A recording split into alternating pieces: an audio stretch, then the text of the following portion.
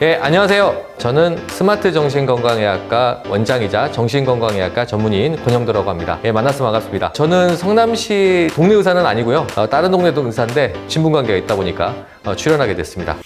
오늘 제가 해드릴 내용은요, 정말 쉽게 알려드립니다. 예, 공황장애고요. 공황장애는 뭐 TV에서 요즘에 핫한 주제죠. 사실 연예인분들도 굉장히 많고 해서 이 공황장애에 대해서 근데 생각보다 잘 모르시는 분들이 있어서 제가 알려드리도록 하겠습니다. 이 그림 뭔지 아세요? 이 그림 뭉크의 절규라는 그림입니다. 더 스크림이라는 뜻인데요. 보통 이제 공황장애 나타날 때요, 이 그림을 많이 좀 표현을 많이 하는 것 같아요. 절규하고 있는 듯한, 굉장히 놀라고 있는 듯한 그런 그림인데, 공황장애를 많이 좀 표현하는 그림이 아닐까 해서 우선은 그림을 한번 넣어봤고요. 공황장애란 무엇인가? 우선은 우리가 공황장애 용어를 좀 알아야 될 것 같아요. 발작이라는 건요, 우리가 갑작스럽게 죽을 것 같은 느낌도 들고 불안감도 심하고 갑자기 두근거리고 숨 막힐 것 같은 느낌도 들고 어지럽고 막 쓰러질 것 같고, 이런 걸 우리가 공황 발작이라는 표현을 쓰거든요. 근데 공황 장애라는 거는요, 이 발작이 여러 번 계속 진행되면, 한 번이 아니라 여러 차례 진행됐을 때 우리가 공황 장애라고 합니다. 광장공포증이라는 말도 있는데요, 이거는 특정한 공간에 가면 공황 발작이 생기는 걸 의미하는데요. 대표적인 공간이 어디겠냐면 교통수단 같은 경우가 흔하거든요. 이게 탈출할 수 없는 공간이니까 비행기 굉장히 좀 흔하고요. 뭐 예를 들어서 KTX를 타고 가다가 이 공황 발작이 생겼다 이럴 때 우리가 광장공포증 이렇게 쓰고, 뭐 MRI 촬영이라든지 터널 지나갈 때 이럴 때도 광장공포증이 있습니다. 그리고 이제 우리가 불안장애하고 공황장애하고 무슨 차이가 있느냐 이렇게 질문을 많이 하셔서 제가 말씀드리면, 이 불안장애가 공황장애 상위 개념이거든요. 그러니까 예를 들어서 이런 거죠. 경기도, 그 다음에 경기도 아래에 성남시가 있잖아요. 불안장애가 경기도를 의미하고 공황장애가 어떻게 보면 성남시를 의미한다. 어떤 데 갔더니 나는 공황장애라고 하고 어떤 데 갔더니 불안장애라고 하다, 이렇게 하더라도 그냥 비슷한 의미다 이렇게 생각하시면 좋을 것 같습니다. 원인에 대해서 궁금하시죠? 원인은 뭐 생물학적 원인이 있어요. 이거 너무 어려우니까 패스.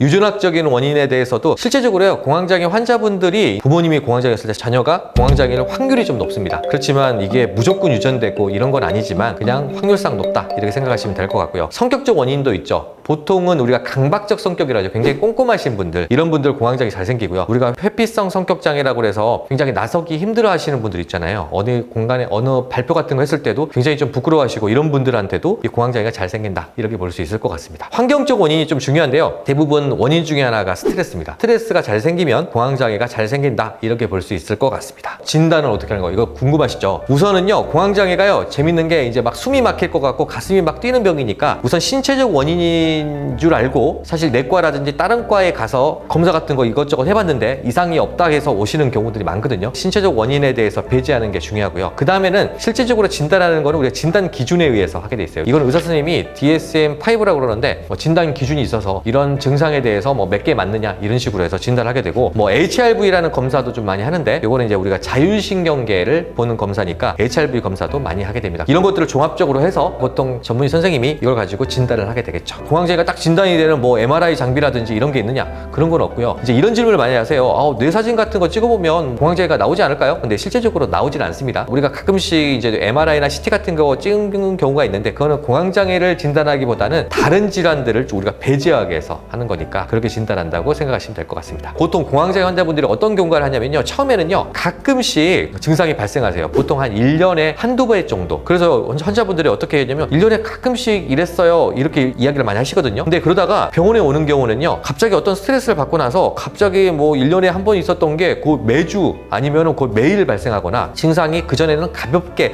그냥 약간 숨 막히는 정도로 왔다가 갑자기 증가가 돼서 거의 막 숨쉬기 힘들 정도로 해서 뭐 119를 부른다든지 뭐 응급실을 간다든지 이런 형태로 오기 때문에요, 처음에는 경과가 약하고 강도가 약하게 오다가 나중에 좀 증가하는 양상을 보입니다. 그러면 이제 제일 궁금하신 것 중에 하나가 꼭 치료했느냐, 이제 이런 질문을 많이 하세요. 사실 공황장애 치료 안 한다고 뭐 역사적으로 뭐 어떻게 큰일 되거나 뭐 그런 적은 없었거든요. 제가 이런 이야기를 많이 드려요, 환자분들한테. 옛날에도 있었던 병이다. 조선시대도 있었을 거고 고려시대도 있었을 거다. 하지만 이제 우리가 네이밍을 하진 않았겠죠. 근데 꼭 치료해야 되는 이유는요, 우리가 공황장애로 뭐 사망하거나 그런 케이스는 없지만 그래도 너무 불편하니까. 치료 기준은 불편하면 치료해라 이렇게 이야기를 드려요. 이것 때문에 뭐 사회생활하는데 지장을 좀 주거나, 뭐 예를 들어서 비행기를 타면 항상 증상이 생기면 비행기도 못 타게 되잖아요. 그랬을 때는 꼭 치료하는 게 좋겠다 이렇게 보이고요. 그 다음에 이제 치료 중에서 가장 중요한 거는 사실은 약물 치료입니다. 우선은 증상이 먼저 생기면은 방법이 없거든요, 약 이외에는. 그래서 보통은 이제 SSRI, SNRI 등 보통 항우울제를 투여하게 되고요. 이제 환자분들이 이래요. 내가 우울증도 아닌데 왜 항우울제를 투여해요? 이렇게 이야기를 하실 수 있는데, 이런 약들이 이름만 항우울제지 사실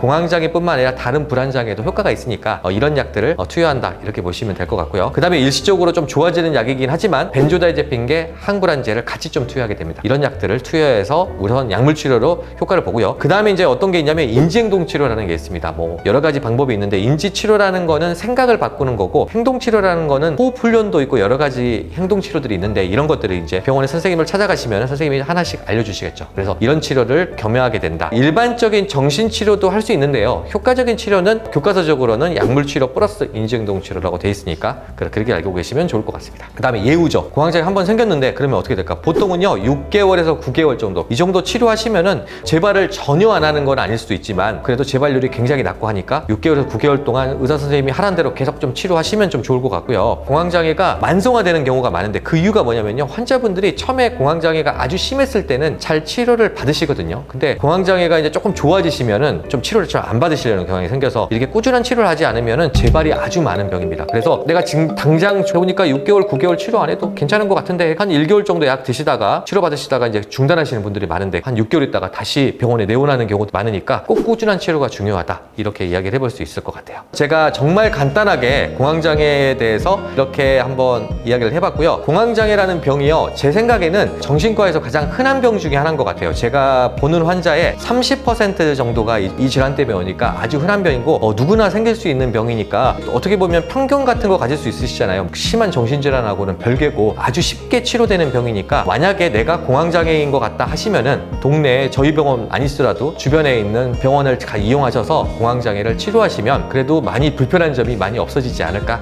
이런 생각이 듭니다. 오늘 강의는 여기서 마치도록 하겠습니다. 감사합니다.